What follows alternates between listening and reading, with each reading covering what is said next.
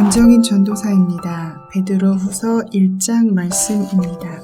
예수 그리스도의 종이며 사도인 시몬 베드로는 우리 하나님과 구주 예수 그리스도의 의를 힘입어 동일하게 보배로운 믿음을 우리와 함께 받은 자들에게 편지하노니 하나님과 우리 주 예수를 알므로 은혜와 평강이 너희에게 더욱 많을지어다.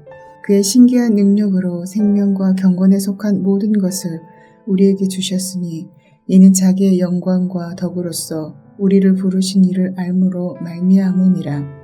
이로써 그 보배롭고 지극히 큰 약속을 우리에게 주사 이 약속으로 말미암아 너희가 정욕 때문에 세상에서 썩어질 것을 피하여 신성한 성품에 참여하는 자가 되게 하려 하셨느니라.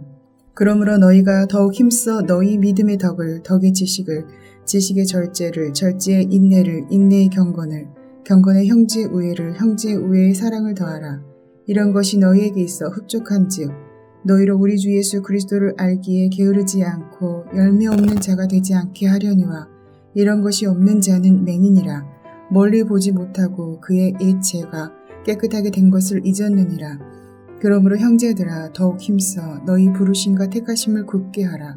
너희가 이것을 행한즉 언제든지 실족하지 아니하리라. 이같이 하면 우리 주 곧 구주 예수 그리스도의 영원한 나라에 들어감을 넉넉히 너희에게 주시리라. 그러므로 너희가 이것을 알고 이미 있는 진리에 서 있으나 내가 항상 너희에게 생각나게 하려 하노라.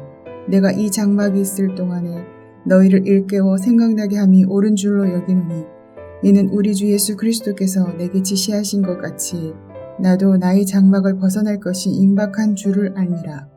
내가 힘써 너희로 하여금 내가 떠난 후에라도 어느 때나 이런 것을 생각나게 하려 하노라. 우리 주 예수 그리스도의 능력과 강림하심을 너에게 알게 한 것이 교무의 만든 이야기를 따른 것이 아니요 우리는 그의 크신 위엄을 친히 본 자라. 지극히 큰 영광 중에서 이러한 소리가 그에게 나기를 이는 내 사랑하는 아들이요 내 기뻐하는 자라 하실 때에 그가 하나님 아버지께 존귀와 영광을 받으셨느니라. 이 소리는 우리가 그와 함께 거룩한 산에 있을 때에 하늘로부터 난 것을 들은 것이라. 또 우리에게는 더 확실한 예언이 있어 어두운 데를 비추는 등불과 같으니 날이 새어 샛별이 너희 마음에 떠오르기까지 너희가 이것을 주의하는 것이 옳으니라. 먼저 알 것은 성경의 모든 예언은 사사로이 풀 것이 아니니 예언은 언제든지 사람의 뜻으로 낸 것이 아니오 오직 성령의 감동하심을 받은 사람들이 하나님께 받아 말한 것이니라. 하늘에 계신 우리 아버지여, 이름이 거룩히 여김을 받으시오며 나라가 임하옵시며 뜻이 하늘에서 이룬 것 같이 땅에서도 이루어지이다. 오늘날 우리에게 일용할 양식을 주옵시고 우리가 우리에게 죄 지은 자를 사하여 준 것 같이 우리 죄를 사하여 주옵시고 우리를 시험에 들게 하지 마옵시고 다만 악에서 구하옵소서. 대개 나라와 권세와 영광이 아버지께 영원히 있사옵나이다. 아멘.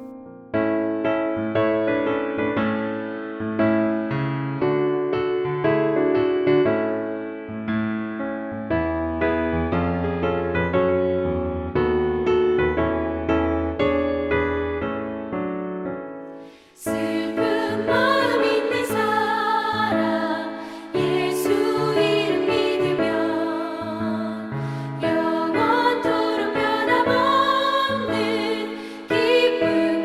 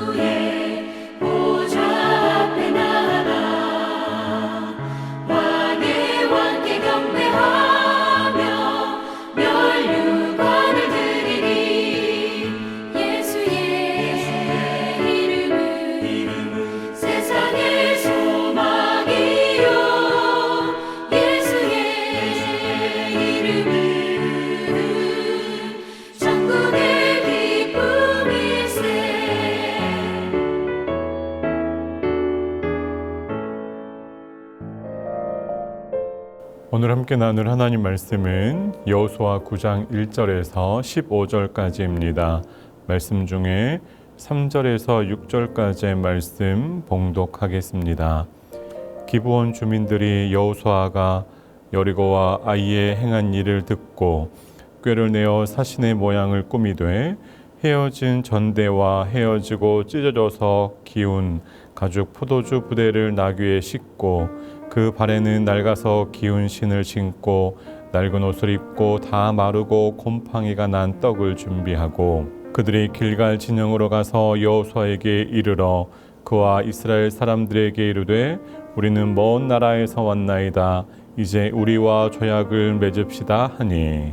아멘. 오늘도 하나님의 은혜와 평강이 우리 모두와 함께 하시기를 바랍니다. 사람의 영향력은 생각보다 대단한 힘을 갖습니다. 요셉은 노예로 팔려가서 보디발의 집에 머물게 되었습니다. 그러자 보디발과 그의 모든 소유는 요셉으로 인하여 큰 복을 받습니다. 이후에 요셉이 감옥에 갇히게 되었을 때에도 간수장과 죄수들은 요셉으로 인하여 큰 복을 받습니다.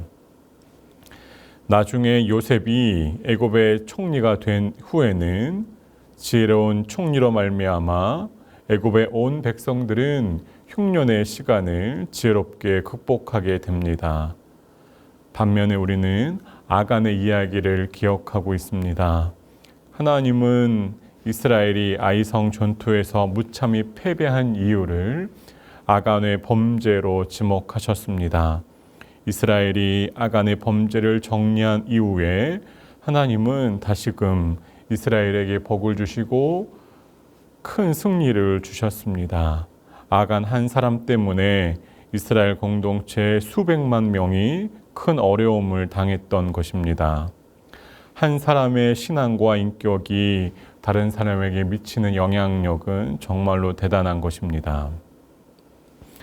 하나님께서 이스라엘에게 인도하시는 땅의 원주민이었던 가나안 사람들의 문화는 타락했습니다.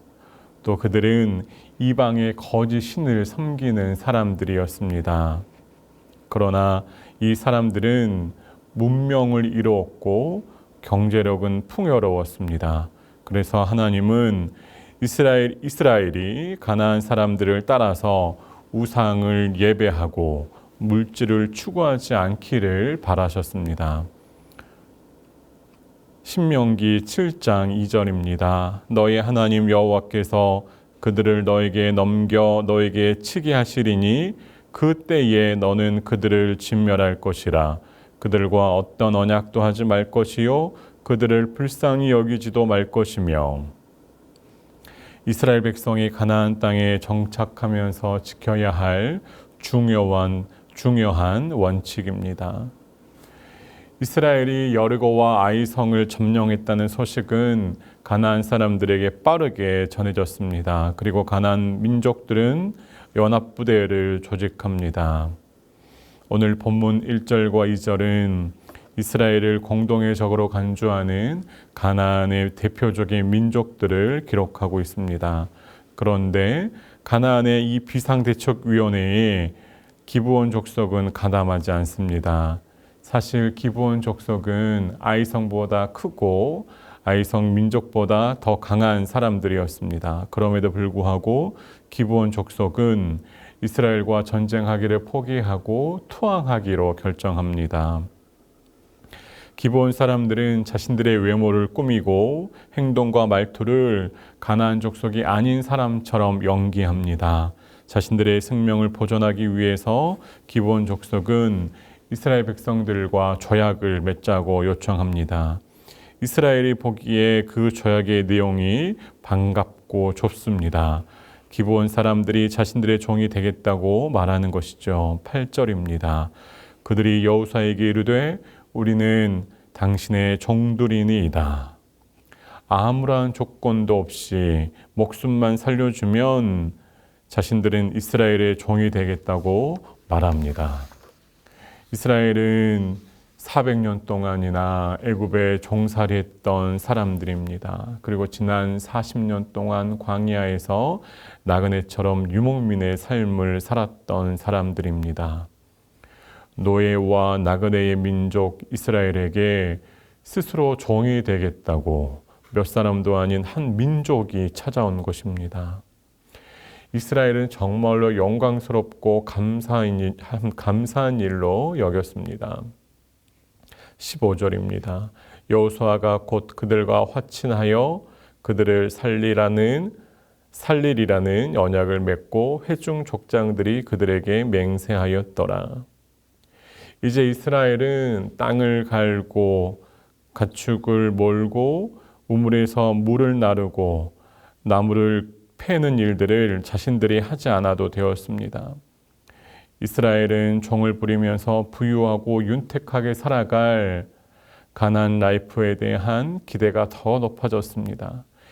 이전과는 전혀 다른 삶의 질을 누리게 되었습니다. 그런데 성경은 이스라엘의 이러한 결정을 분명히 잘못된 것으로 규정합니다. 14절입니다. 우리가 그들의 양식을 취하고는 어떻게 할지를 여호와께 묻지 아니하고. 이스라엘은 자신들의 유익만을 계산하고 따지면서 하나님께 묻지 않았습니다. 마치 하나님을 모르는 사람처럼 자신의 소견에 옳은 대로 결정하고 말았습니다. 그런데 사실 이스라엘 입장에서 보면 이스라엘 사람들은 억울한 측면도 있습니다. 아마 이스라엘 백성들은 아이성 패배 이후에 좀 더 촘촘하게 하나님의 말씀을 따지고 점검하면서 하나님께서 원하시는 바를 지키려고 노력했을 것입니다. 그래서 7절과 8절의 말씀을 보면 여호수아와 백성들은 이 기브온 족속의 사람들이 누구인지 이 사람들의 신원을 파악하기 위해서 최선을 다합니다. 하지만 이스라엘의 정보력은 한계가 있었습니다. 반면에 기브온 족속들은 자신들의 정보력으로 이스라엘이 가나안 토착민과는 절대로 조약을 맺지 않는다는 사실을 파악했습니다. 그래서 이스라엘을 속이기 위해서 신분을 감추었습니다. 만일 여호수아와 이스라엘 백성들이 자신들이 가나안 토착민이라고 하는 사실을 알았다면 조약을 맺지 않았을 것이라고 확신했습니다. 기브온 민족은 여호수아를 속이기 위해서 하나님의 이름까지 사용했습니다. 결국 여호수아와 이스라엘은 간사한 기브온 민족의 거짓 꾀임에 빠지고 말았습니다. 우리도 얼마든지 여호수아와 이스라엘처럼 실수할 수 있습니다. 우리를 속이려고 덤벼드는 사람의 꾀임에 빠질 수 있다는 말입니다.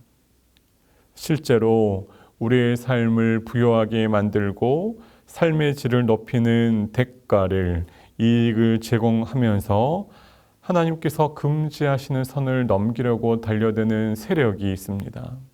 성도 여러분, 우리가 영적인 싸움에서 실수하지 않고 승리하기 위해서는 반드시 하나님께 물어야 합니다. 하나님의 뜻과 인도하심을 구해야 합니다. 세속적이고 물질적인 가치와 기준으로 우리의 인생을 결정해서는 안 되는 것입니다. 우리가 우리의 결정 사항을 하나님께 내어드리고 하나님께 질문하는 것을 우리는 기도라고 부릅니다. 기도는 우리의 한계를 인정하고 하나님의 하나님 되심을 인정하는 것입니다. 잠언 3장 5절과 6절 말씀입니다. 너는 마음을 다하여 여호와를 신뢰하고 너의 명체를 의지하지 말라. 너는 범사의 그를 인정하라. 그리하면 너의 길을 지도하시리라. 성도 여러분, 우리의 인생을 우리가 제 아무리 완벽하게 준비하고 철저히 점검하더라도 우리는 실수할 수 있고 잘못 판단할 수 있습니다. 그래서 우리는 하나님께 기도해야 합니다.